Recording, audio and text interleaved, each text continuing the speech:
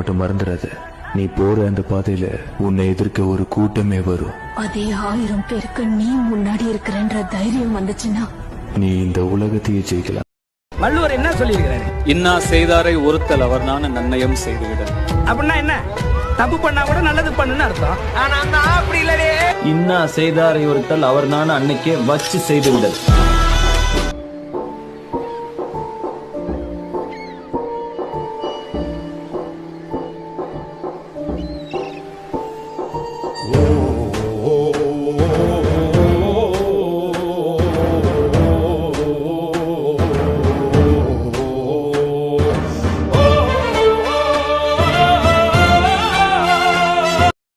நம்ம ஊருக்குள்ள யார் யாரோ வந்தாங்க, என்னமோ பேசினாங்க.